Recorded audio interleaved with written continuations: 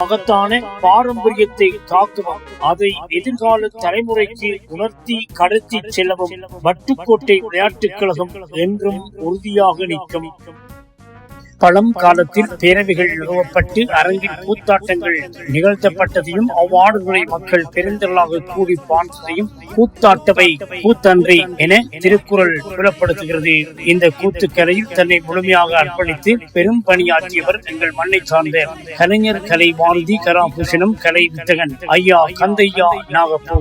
ஆரம்ப கல்வியினை யா வட்டு திருநாவுக்கரசு மகாவித்தியாலயம், யா வட்டு புலவத்தை அமெரிக்கன் மிஷன் தமிழ் கலவன் ஆகிய பாடசாலைகள் பயின்ற ஐயா நாகப்பூ வட்டுக்கோட்டை இந்து கல்லூரியில் உயர்கல்வி பயின்றார். 7ஆம் வகுப்பில் ஓவிய போட்டியில் முதலிடம் பெற்று கலையுள்ளம் என்னும் நூலினை பரிசாக பெற்றார். பள்ளி பருவத்திலே கதையாக்க போட்டியில் பங்கு பெற்று தமிழ் முழக்கம் என்னும் நூலினை பரிசாக பெற்றார். வட்டுக்கோட்டை இந்து சமய அபிவிருத்தி சங்கம், வட்டுக்கோட்டை காந்திஜி கிராம முன்னேற்ற சங்கம் போன்ற அமைப்புகளில் உயர் பதவி வகித்து தமிழ் சமய சமூக பணிகளை முன்னின்று செய்தார். 2009 வலிகாமம் மேற்கு கலாசார பேரவையில் உறுப்பினராகி தெரிவாகி கலை மற்றும் பண்பாட்டு வளர்ச்சிக்கு பெரும் பங்களிப்பு செய்தார். ஐயா நாகப்பூ கலைஞராக மட்டுமல்ல நாவல் ஆசிரியராகவும் திகழ்ந்து பல படைப்புகளினூடாக திறமையை வெளிப்படுத்தினார். 1958 எழுதிய ஏழையின் காதல் நாவல் முதலிடம் பெற்று வெளியிடப்பட்டது.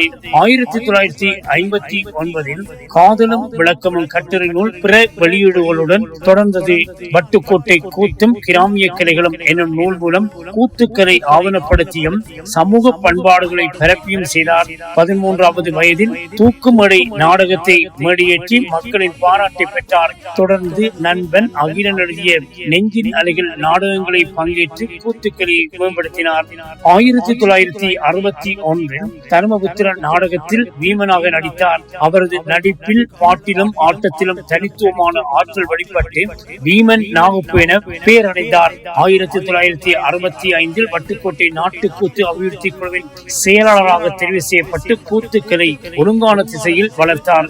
1967 சவுந்தரை கதையை நாடகமாக மேடையேற்றி ஓவியக்கலை பொம்மலாட்ட உருவாக்கங்களில் சிறந்து விளங்கினார். 1970 கொழும்பு மாநகரில் கலாசார அமைச்சின் முன்னிலையில் நடத்திய தர்மபுத்திர நாடகத்தில் வீமனாக சிறப்பாக ஆடி பாராட்டை பெற்றார். கலை பாரதி கலாபூஷணம் கலை வித்தகன் கந்தையா நாகப்பூ அவர்களின் வட்டூரின் கலைமரபில் தலை சிறந்த இடத்தை பெற்றவர். இவர் செய்த பங்களிப்புகள் கலை, எழுத்து, சமூக சேவைகள் என்றும் வட்டூரின் மாண்புமிகு ஆளுமைகளாக வான்புகழ் பெறும்.